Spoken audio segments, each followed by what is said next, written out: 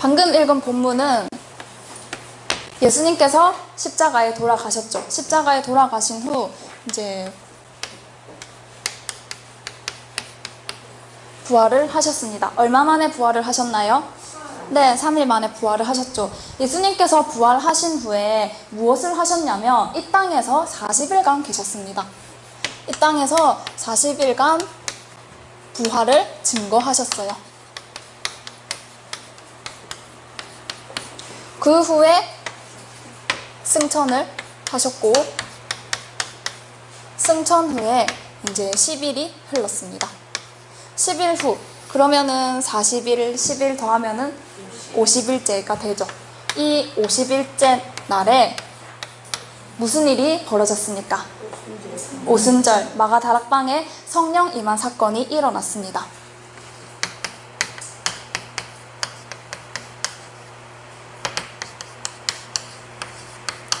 성령 강림, 오순절 하면은 마가다락방에 120명에게 성령이 강림하셨어 라는 사실을 우리가 알고 있어요. 성경을 통해서 알고 있는데 이 기독교인들이라면 이제 이거에 대한 이야기들은 다 알고 계십니다. 그런데 우리가 알고 있는 것은 결과라는 거예요.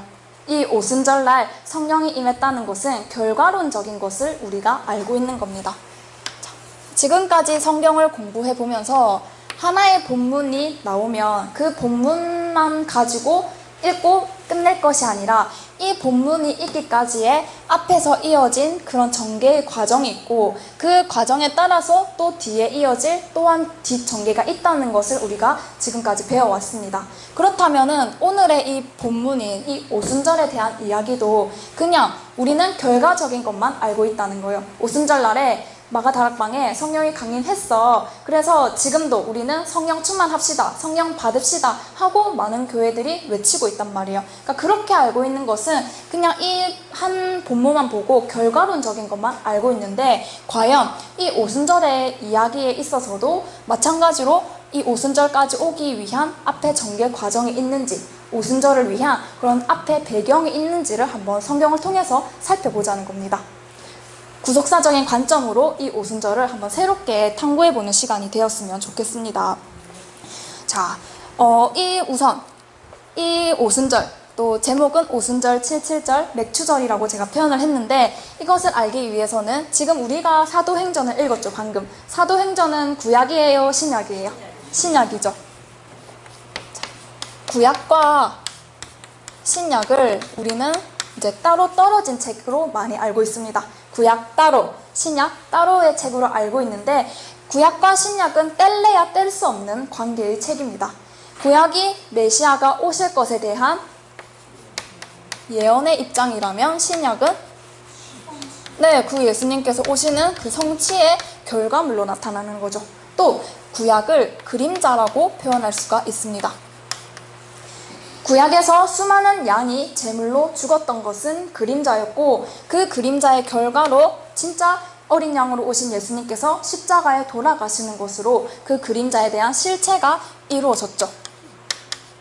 그래서 구약이 그림자라면 신약은 실체의 관계로 볼 수가 있고 또 마지막으로 구약은 원인인 거예요. 구약에서 어린 양들이 제물로 죽어갔기 때문에 그 결과로 예수님, 어린 양으로 오신 예수님이 죽을 수밖에 없었던 거죠. 이렇게 본다면 구약과 신약이 따로따로 볼 책인가요? 아니죠. 하나로 지금 연결된 책이라는 것을 우리가 연관되어 있다는 것을 이제 아시고 구약이 예언의 입장이라면 신약은 성취의 관계, 구약이 그림자라면 신약은 실체의 관계, 구약이 원인이라면 신약은 결과의 관계라는 것을 보시면서 구약과 신약은 뗄래야 뗄 수 없는 관계라는 것을 먼저 아시고 그렇다면은 이 오늘 우리가 볼 이 오순절도 단지 성령의 강림한 날이다 라고만 알고 있는데 우리는 이것을 결과론적인 것만 알고 있다는 거예요. 어떤 이 사건이 있기까지 도대체 구약에서 어떤 예언이 있었고 어떤 그림자적인 사건이 있었고 어떤 원인이 있었는지를 한번 찾아보는 눈으로 이 시간 함께 임하였으면 좋겠습니다. 자, 오순절이라고 우리가 알고 있어요. 오순절이라는 표현이 있고 또 칠칠절이라는 표현하고 맥추절이라는 표현이 같다는 사실을 우리 기독교인들이 잘 모르고 있습니다. 칠칠절과 오순절은 연결을 시켜요. 77, 그쵸, 49일.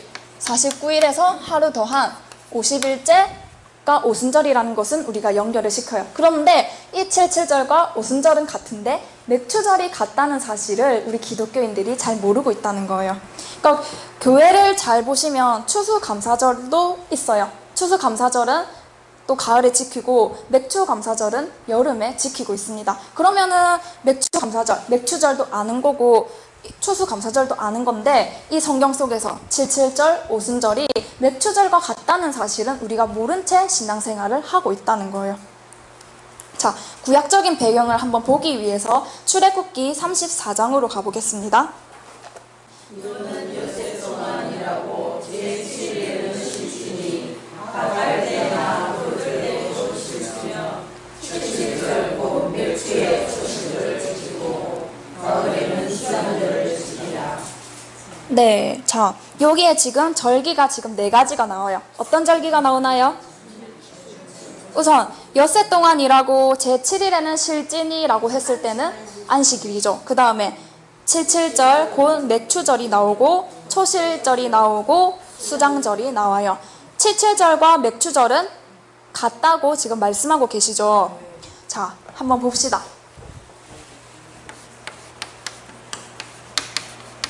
맥추절은 77절과 같다 라고 방금 읽었죠, 우리가? 맥추의 77절 곧 맥추의 초실절이라고 했을 때 맥추절과 77절은 같다는 거예요. 그리고 우리가 알고 있던 사실은 77절은 오순절과 같다고 알고 있었죠. 77절과 오순절이 같다는 거예요. 그러면 결론, 3단 논법 아십니까? 맥추절은 77절과 같다. 77절은 오순절과 같다. 결론, 맥추절은 오순절이다. 맥추절은 오순절이다. 이것만 발견하셔도 여러분들 평생 교회 다니신 거 오늘 한 번에 다 퉁칠 수 있어요. 다시, 맥추절은 77절과 같다고 우리 방금 성경에서 읽었죠. 그러고 77절은 7일, 7일회를 지난 후 50일째 오순절로 우리가 연결을 시켰잖아요. 그러면 맥추절은 77절과 같다. 77절은 오순절과 같다. 고로 맥추절은 오순절과 같다는 거예요. 뭐라고요? 맥추절과 오순절은 같다는 거예요. 이거를 우리가 먼저 발견을 하셔야 돼요.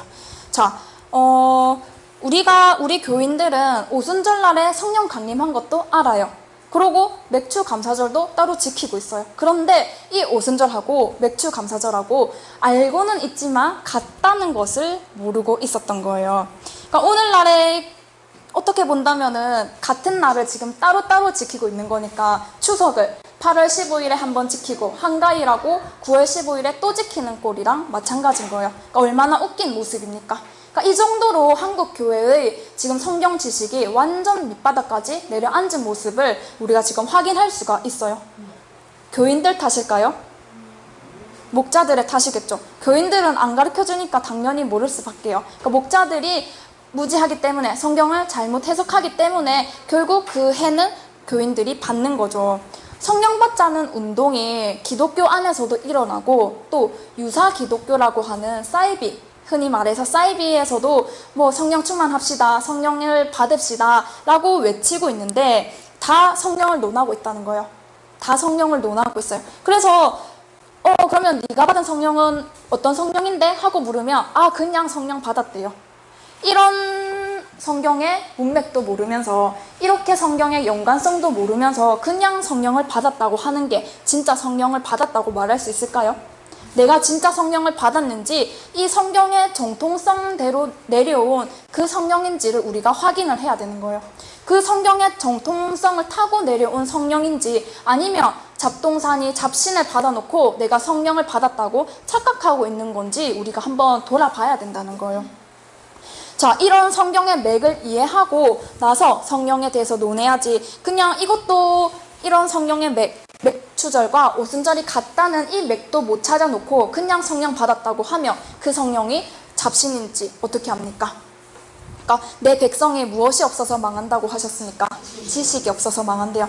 그러니까 믿음이 없어서 성령을 못 받는 게 아니라 지식이 없어서 성령을 못 받는 거예요. 믿음의 바탕은 무엇이 되어야 하느냐? 지식이 바탕이 되어야 하는 겁니다.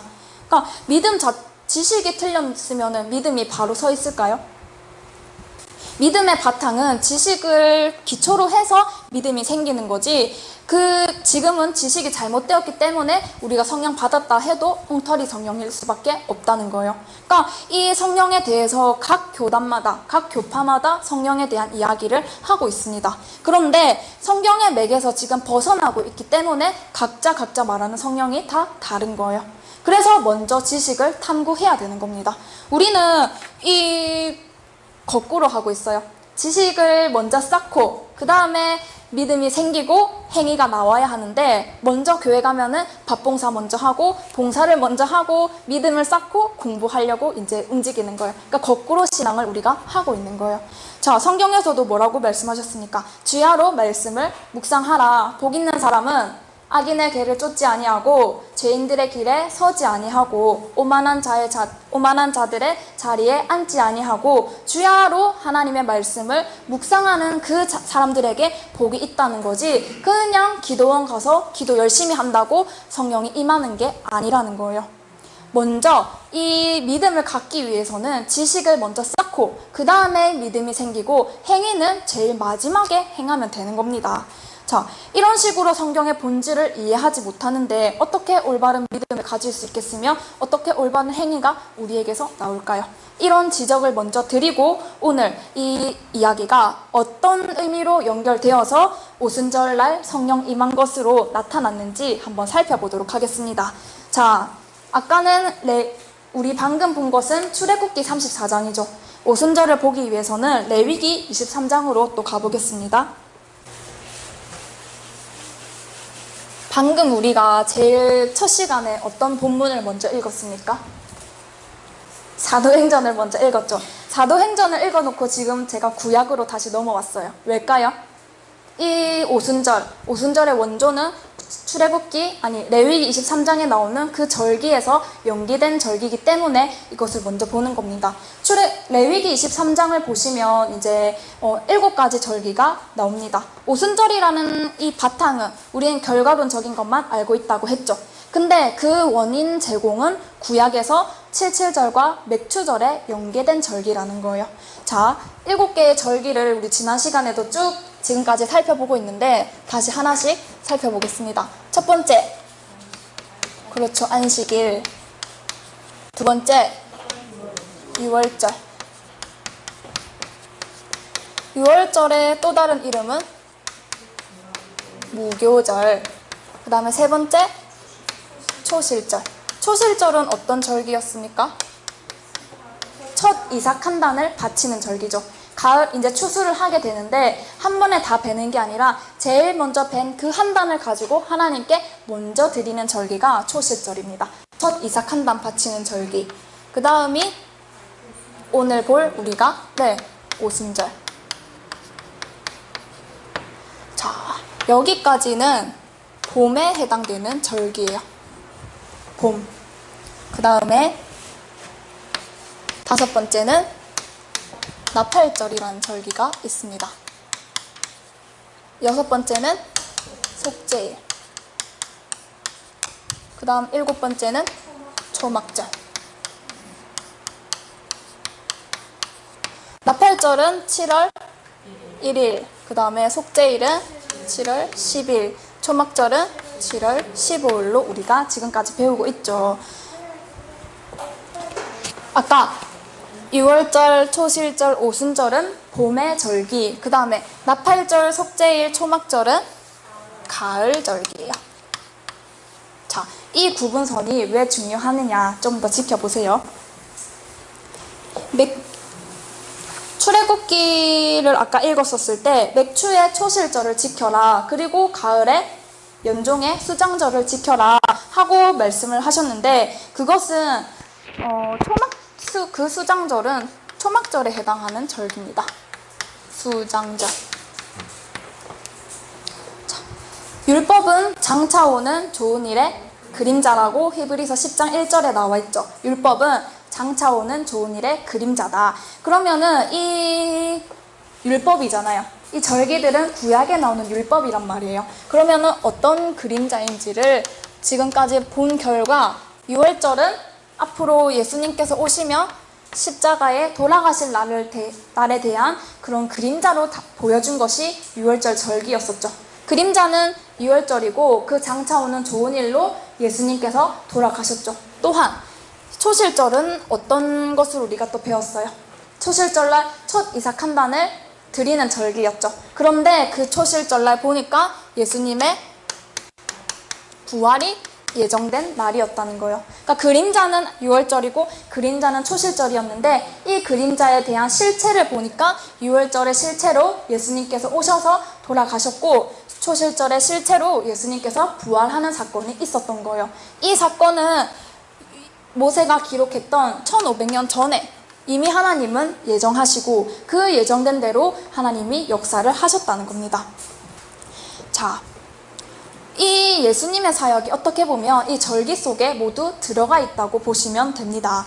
예수님이 오시기 전에 이미 1500년 전에 절기를 통해서 정해놓은 것이 정말 6월절 날 예수님께서 돌아가셨고 초실절에 부활하시는 것으로 이루어졌다면 이 오순절 날에는 무슨 일이 벌어져야 될까요?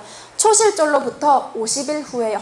그러면 예수님의 부활로부터 50일 후죠. 아까 예수님의 부활로부터 50일 후에 무슨 일이 벌어졌습니까? 성령 강림한 날이 일어났죠. 그래서 이 오순절 날에 초실절로부터 50일이 지나서 마가다락방에 성령 강림하는 사건으로 실체가 나타난 거예요. 자, 6월절은 누구의 죽으심? 예수님의 죽으심. 그 다음에 초실절은 누구의 부활? 예수님의 부활. 그 다음 오순절이 되면은 50일째 무슨 일이 벌어져야 되는데 무슨 일이 벌어졌느냐 보니까 어떤 일이 벌어졌어요?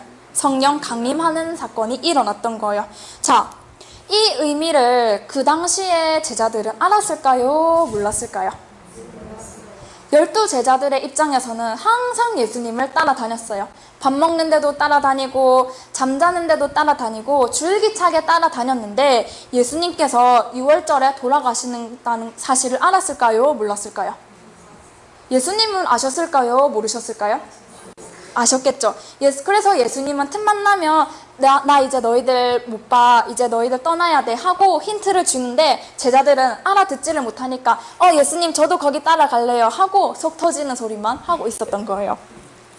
예수님은 성경을 아셨기 때문에 자신이 언제 죽을지를 알아요. 그렇기 때문에 준비하면서 지내셨지만 제자들은 예수님께서 계속 살아가지고 예수님 왕이 되는 줄 알고 예수님 왕 되면 자리 하나 차지하려고 기다리고 있었던 거예요. 그래서 예수님께서 잡히시기 그날 밤까지도 제자들은 예수님 왕 되면 누가 높은 자리 할까 하면서 서로 싸우고 있었던 거예요. 예수님 돌아가시는 그날까지도 제자들은.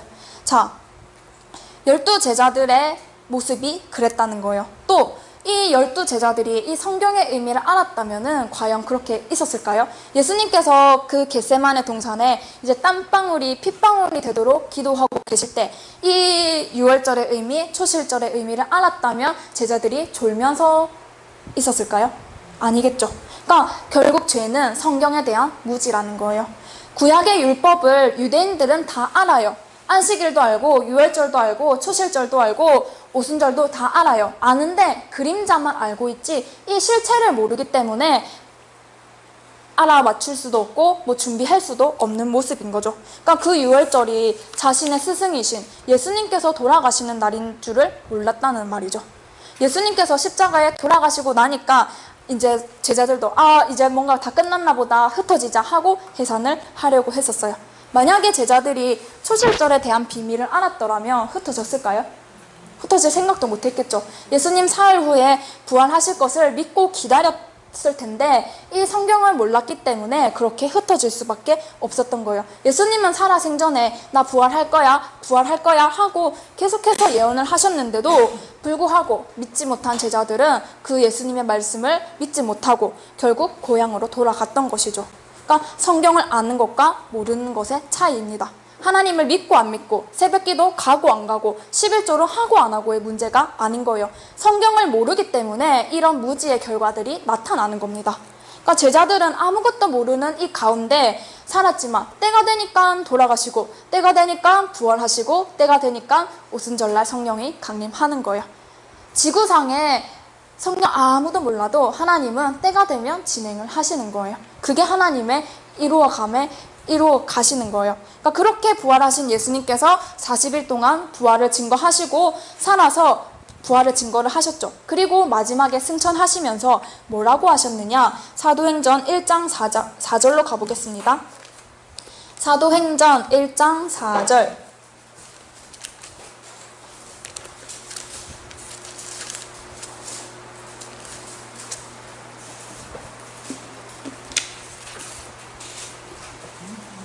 행 찾으시면 됩니다.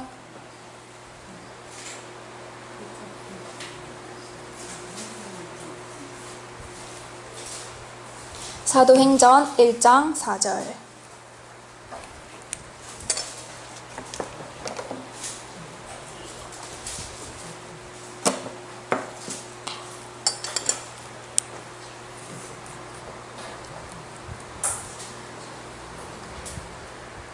시작.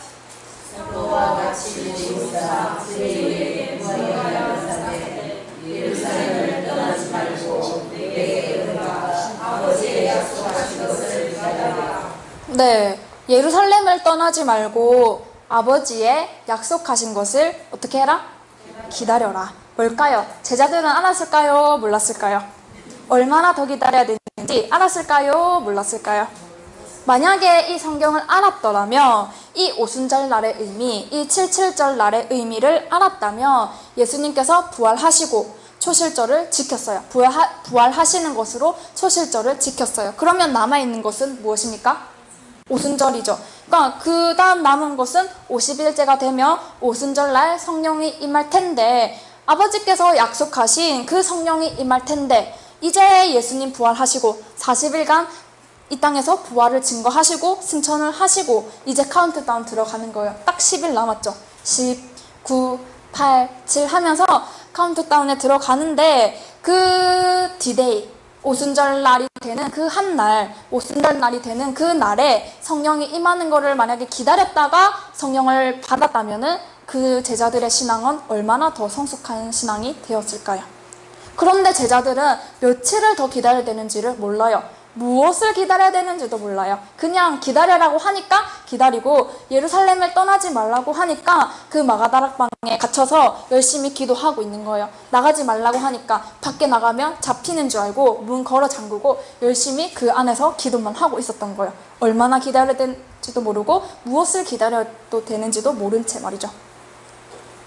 자, 그런데 하나님은 이미 정해놓으신 이 출애굽기 23장의 내용은 다 언제 나온 거냐? 아까 우리가 찾아보았죠. 이 내용들은 모세가 십계명을 어떤 산에서 받았어요?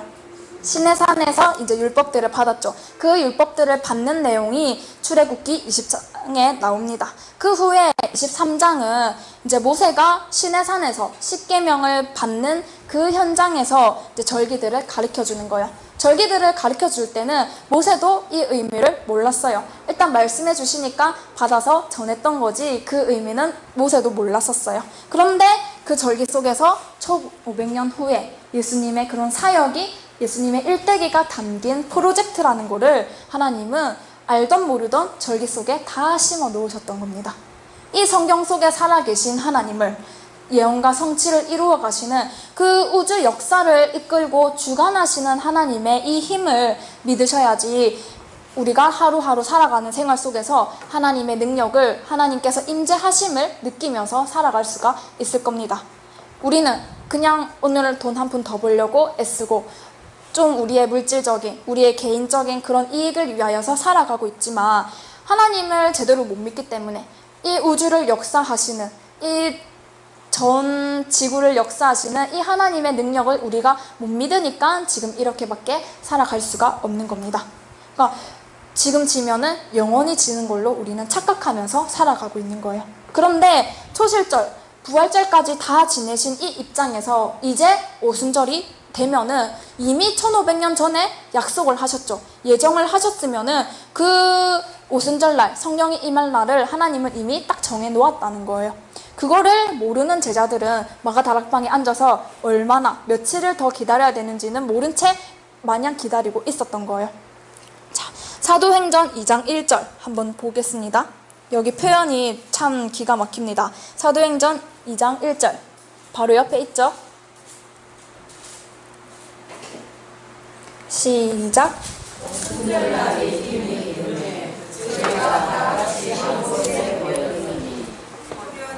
네, 오순절날이 이미 이름에 무엇이 이루었다고요? 오순절날이 이미 이름에. 보통 같으면은 그 약정한 날이 그 성령 오순절날이 이제 이루었더라 라고 표현을 할 텐데 지금 오순절날이 이미 이름에라고 표현을 하신 거예요. 자, 이 이미라는 말이 어떤 뜻인지 한번 예를 들어서 설명을 해드릴게요. 예를 들어서 제 고향이 만약에 밀양이에요. 그러면은 이제 열심히 그 고속도로를 타서 밀양을 향해서 가겠죠. 근데 밀양이 그 길을 몰라서 무조건 지금 표지판만 보고 간판만 보고 차를 운전해서 가고 있어요. 간판 근데 너무 어두워가지고 지금 앞이 캄캄해서 간판도 제대로 안 보이는데 열심히 달려가다 보니까 이제 간판이 나오는 거예요. 톨게이트 전방 2km가 되면은 2km 전이 되면은 간판이 나와요. 그러니까 제가 열심히 달려가지고 이제 간판을 봤을 때는 이미 그 밀양 톨게이트 전방 2km 앞이었던 거예요. 근데 우리는 그 톨게이트를 들어가야 아 밀양까지 왔어 라고 생각하는데 이미 그 간판이 보이든 안 보이든 차는 달리는 와중에 어느 순간부터 청도를 지나서 그 밀양의 경계선에 이미 차는 들어온 거예요. 그러니까 이미 차는 들어온 거예요. 근데 저는 표지판이 안 보이니까 밀양이라는 표지판이 안 보이니까 아직 밀양 안 왔어 하고 열심히 달려서 밀양 간판을 봤을 때는 이미 이 차는 밀양의 그 경계선에 들어와 있다는 거예요. 그런 뜻에서의 의미인 거예요. 그러니까 하나님께서 1500년 전에 약정을 하신 그 오순절날이 그 약정된 대로 이미 하늘에서는 진행이 되었고 이 땅에서 이제 이루어졌다는 겁니다. 자, 이 날이 오도록 약정되어 있었다는 거예요. 언제? 1500년 전부터 하나님께서 이미 하늘에서 약정을 해놓았고 그 약정된 대로 그 하나님의 구원 프로그램대로 이 땅에 이루어졌다는 겁니다. 그러니까 우리가 오늘 하루에 울고 웃고 막 슬퍼해서 울고 하는데 이런 역사의식이 없으면은 이런 신앙적인 하나님에 대한 절대 믿음이 없다면 오늘 좌절하면은 우리는 자살해야 되는 거예요. 오늘 웃으면은 영원히 행복한 줄 알고 오늘 실패하면은 영원히 실패한 줄로 알고 포기하는 게 우리의 모습인데 이런 장구한 하나님의 역사의 이런 흐름 속에서 이런 흐름을 우리가 받아들이고 하나님의 역사하심을 믿고 산다면은 오늘 하루의 성공, 오늘 하루의 실패에 연연해하지 않고 살아갈 수가 있다는 겁니다. 그러니까 하나님을 믿는다는 것은 그런 데다가 쓰는 거지 그냥 내 병 고쳐주세요. 하나님 저 돈 많이 벌게 해주세요. 하는데 쓰는 게 아니라는 거예요. 돈을 달라고 해서 하나님께 하나님 저 돈 좀 많이 주세요 하고 기도를 해서 하나님이 그 기도를 만약에 들어주셔서 돈을 준다면 그 응답은 저주일까요? 축복일까요? 내가 건강이 너무 약해서 하나님 저 건강 좀 주세요 하고 기도를 해서 하나님이 건강을 줬어요. 복일까요? 저주일까요? 건강 주면은 또 어디로 또 돌아다니시려고요? 그러니까 이런 식으로 그러니까 돈이 필요해서 돈 주세요 해서 돈을 줬는데 이게 우리에게 축복이 되는지 저주가 되는지는 여러분들의 각자의 그런 인품, 성품을 보시면서 각자를 평가해 보시라는 거예요. 이게 과연 축복으로 다가올지 돈을 줘서 저주로 다가올지는 각자 여러분들을 자기 자신을 스스로 한번 평가를 해보세요.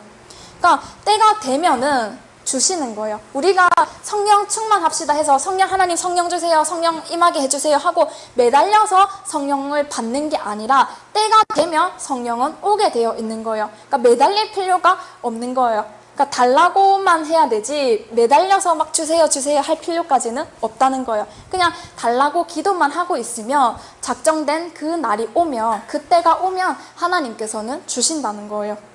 자, 오순절 날에 몇 명이 성령 강림을 했습니까? 몇 명에게 성령이 오셨어요?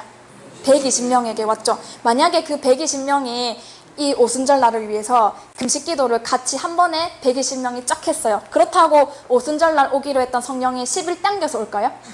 아니겠죠. 그렇게 해서 오는 게 아니에요. 하나님은 이미 약정해 놓은 그 날이 있기 때문에 우리는 기다리기만 하며 그때가 되면은 하나님께서는 일을 해 가시는 거예요. 그러니까 그렇기 때문에 이미 이름해라고 했죠.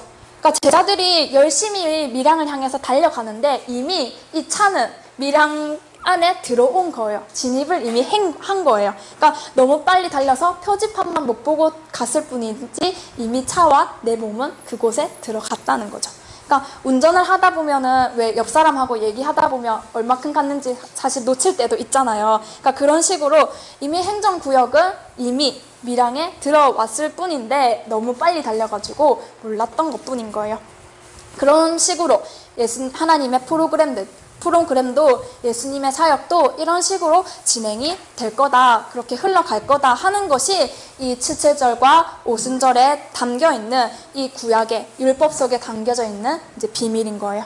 자, 그러면 예수님의 죽으심과 부활하심, 성령 강림이라는 프로젝트는 구약의 절기 속에 설정된 그 프로그램 그대로 순서를 지켜서 진행이 딱 이루어지고 있었죠. 그러면 이 프로그램을 열심히 보면 오순절 다음에는 뭐가 있어야 돼요? 오순절 다음에는 나팔절도 있어야 되죠. 속죄일도 있어야 되고 초막절도 있어야 돼요. 그런데 이거에 대한 이야기가 있던가요? 자, 아까 이 유월절, 초실절, 오순절은 제가 봄의 절기라고 했습니다. 그리고 나팔절, 속죄일, 초막절은 가을절기라고 했습니다. 이 구분선이 중요한 거예요. 자, 가을이라고 했을 때 성경에서 말하는 가을은 어떤 계절일까요? 낭만의 계절일까요? 추수의 계절이죠. 네, 초막절에 대해서 이야기를 하기를 아까 다른 말로 수장절이라고 표현을 했습니다. 즉, 추수해서 이제 저장한다는 뜻으로 우리가 생각하는 추수감사절인 거예요.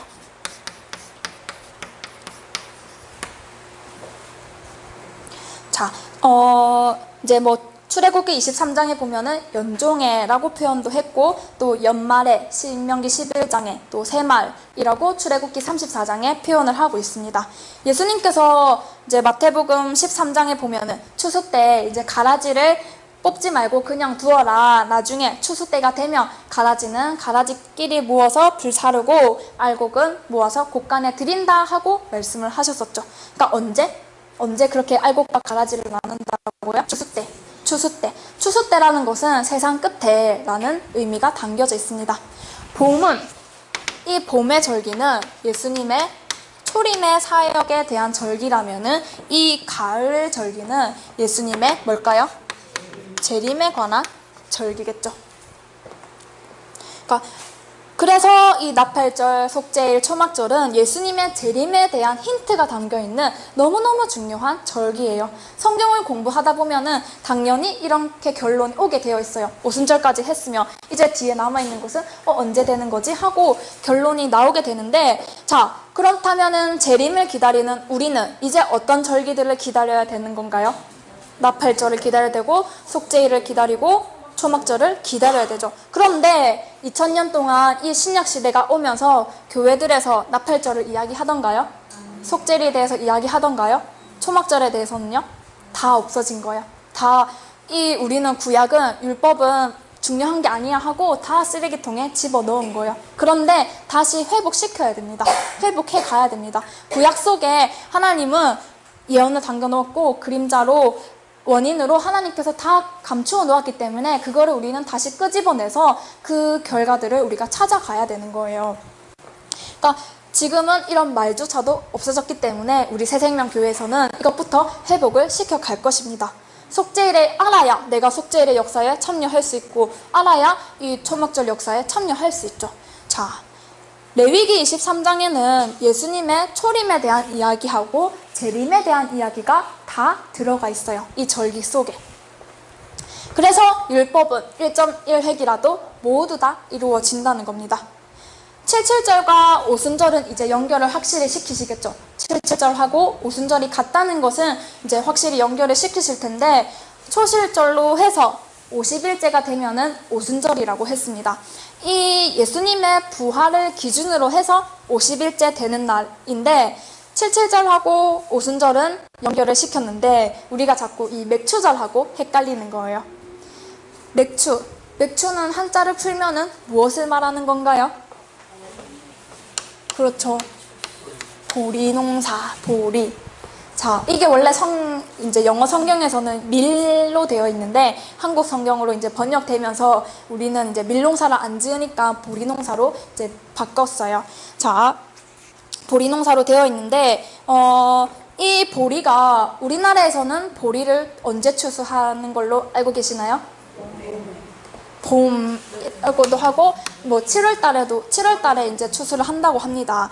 자, 7월달에 추수를 한다고 하니까 이 맥추감사절을 7월달로 지키는 거예요. 어떻게 보면 추수감사절이죠. 그런데 아까 추수감사절, 성경에서 말하는 추수감사절은 이 절기 중에서 어떤 절기예요?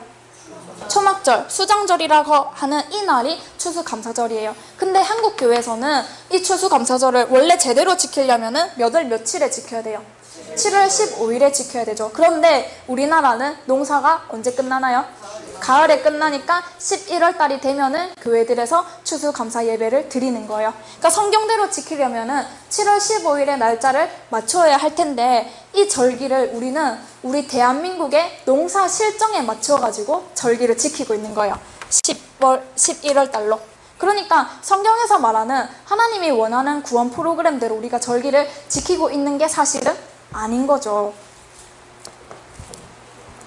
이 추수감사 예배는 이제 미국에서 넘어왔었어요. 청교도들이 겨울을 지내고 이제 얼어 죽으면서 이 첫농사에 감격을 해가지고 기념해서 지키는 게 추수감사절입니다. 그러면은 청교도들로 의해서 세워진 이 추수감사절을 우리가 이어받아서 우리는 한국 실정에 맞게 이제 이 감사 예배를 드리고 있는 거예요. 그렇기 때문에 우리가 드리는 추수감사절은 이 수장절을 의미하는 게 아닌 거예요. 성경에서 말하는 추수감사절을 드리고 있는 게 아닌 거예요. 성경에서 말하는 이 수장절을 제대로 지키려면은 초막절이 몇 월 며칠이라고요?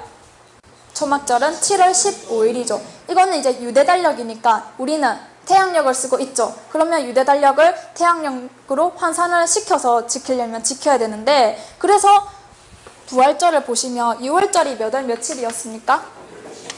1월 14일이죠. 1월 14일로 사흘 후 1월 16일 예수님이 돌아가셨고, 그 다음이 오순절이에요. 자, 이 초실절을 우리는 이 부활절을 보통 이제 기독교인들의 이제 보면은 3월 말에서 4월 초로 지키고 있어요. 이거는 태양력으로 바꿔서 지키고 있으면서 이 추수감사절은 바꿨어요, 안 바꿨어요?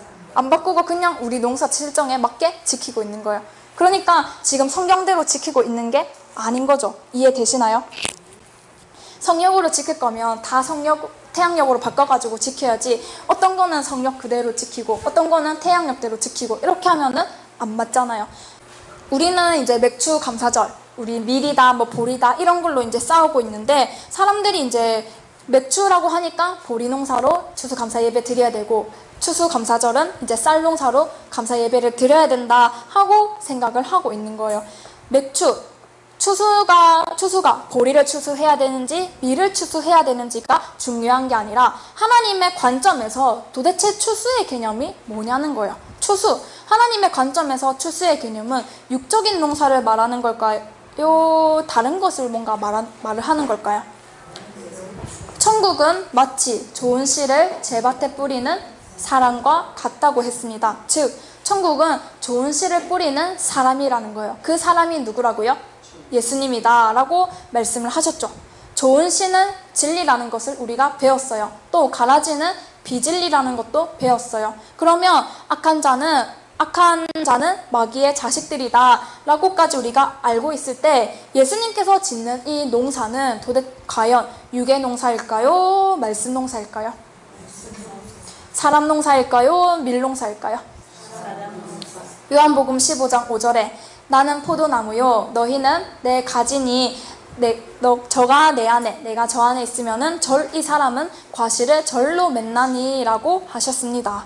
과실을 많이 맺나니. 그 과실이 결국은 사람 과실을 말을 하는 거죠. 사람 농사를 말씀하는 겁니다. 그러면 예수님께서도 농사를 지으셨어요. 그리고 예수님은 그 첫 열매로, 초실절의 첫 열매로 예수님 자신이 먼저 드려진 겁니다.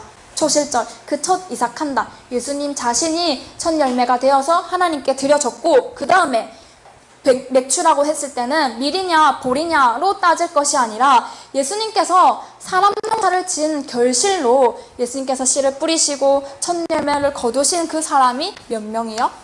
120명의 그 마가다락방에 성령 받은 그 사람의 숫자라는 거예요. 그러니까 예수님의 첫 농사의 첫 열매들인 거죠. 예수님 농사들의. 그러면은 이 77절, 오순절, 맥추절을 같은 의미로 이제 연결시킬 수 있겠습니까? 맥추절을 한국식으로 지키려고 하니까, 보리 농사에 지키려고 하니까 7월달밖에 안 되는 거예요. 그런데 성경적인 맥추절은 한겨울이어도 상관 있을까요? 없을까요? 그러면 북극에는 보리 농사 안 짓는데 이 맥추절 어떻게 지켜요? 맞죠? 그러니까 그러면 북극에는 추수감사절도 못 지키겠네요.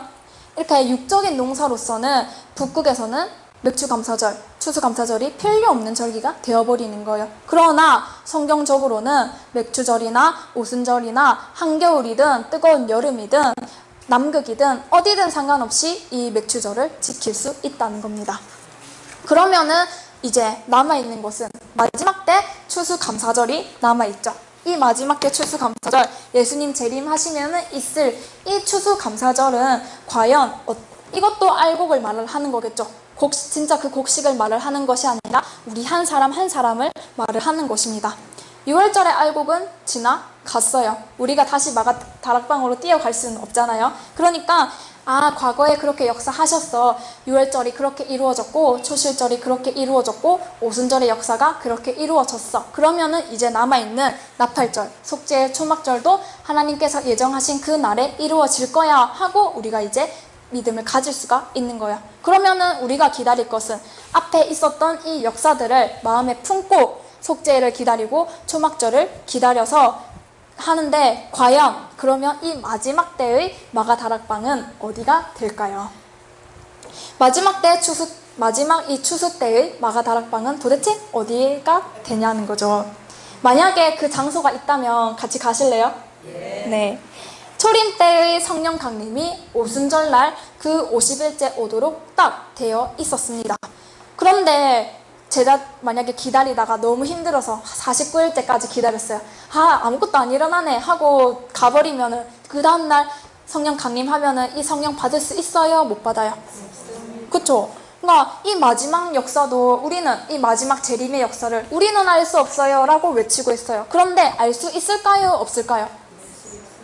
7월 날짜가 성경상에 나와 있어요. 레위기 23장을 보시면 나팔절은 몇 월 며칠? 7월 1일, 속죄일은 7월 10일, 초막절은 7월 15일이라고 정확하게 하나님께서 날짜를 알려주셨다는 거예요. 자, 그러면은 이 절기가 예수님의 재림을 예고하는 절기입니다. 연도가 안 나와요. 그쵸? 그러면은 이 연도도 하나님이 알려주셨을까요? 또 안 알려주셨을까요? 관심거리가 되겠죠. 내가 모른다고 해서 없다고 말할 수는 없을 거고, 또 나는 모르지만 하나님이 또 성경 어딘가에 기묘하게 적어놨을 수도 있잖아요. 그러니까 어느 날 눈이 열려서 그게 보일 수도 있는 거고, 그러니까 그게 계시의 역사입니다. 예수 그리스도의 계시라 이미 2000년 전에 요한계시록 22장을 다 기록을 해두셨습니다. 다 계시해 두셨어요. 성경에 기록되어져 있어요. 그런데 내가 지금 못 보니까 안 계시고, 나는 지금 읽어도 깨닫지 모르니까 안 계시는 겁니다. 근데 못 계시는 거예요. 그러나 어느 날 이게 열려서 보이면은 계십니다. 우리가 성경을 가지고 하나님을 찾고 성경을 가지고 신앙생활을 한다는 것이 도대체 뭘 의미를 하는지, 성경을 들고 다녀야 하는데 오늘날 우리 신앙인들은 전혀 이 성경에 관심이 없고 성경을 어떻게 봐야 되는지도 모르고 어떻게 활용해야 되는지도 모르는 거예요. 때가 되면 이 재림의 비밀도 하나님께서 저희들에게 주실까요? 안 주실까요? 주시겠죠. 이미 알고 있는지도 몰라요. 예수님도 아무나에게 가르쳐주지 않으십니다. 어린아이에게는 그 어린아이에게 맞는 양식을 주시고 장성한 자에게는 장성한 자에게 맞는 단단한 식물을 주시듯이 사도 바울도 그렇게 표현해 놓으셨습니다. 그러니까 절기에 담겨져 있는 이 의미들이 그냥 우리가 흘러버릴 이야기거리가 아니라는 사실을 오늘 아시고, 지금으로부터 우리들로 기준을 한다면 3,500년 전에 예언되어 있는 이 절기예요. 그 절기가 지금 우리 눈앞에 기다리고 있고, 그러면은 7월 1일이 시작된다면은 7월 10일, 7월 15일은 한순간에 쫙 이루어지는 날인 거겠죠. 이것이 전부 다 이제 계시록을 배워야만이 좀 더 깊은 의미를 이제 알 수가 있는 거예요. 그때가 되면은 진짜 마지막 때가 진짜 된 겁니다. 자, 이렇게 역사하시는, 진짜 이 성경을 역사하시고 우주를 역사하시는 하나님의 이 섭리를 느끼시고, 정말 하나님께서 우리 한 사람 한 사람의 그 삶을 주관하고 계신다는 것을 믿으시면서 이 역사를 위해서 우리에게 남아있는 절기들이 있습니다. 우리에게 남아있는 이 구원 프로그램에 우리가 온전히 참여할 수 있는 저와 여러분들이 되었으면 좋겠습니다.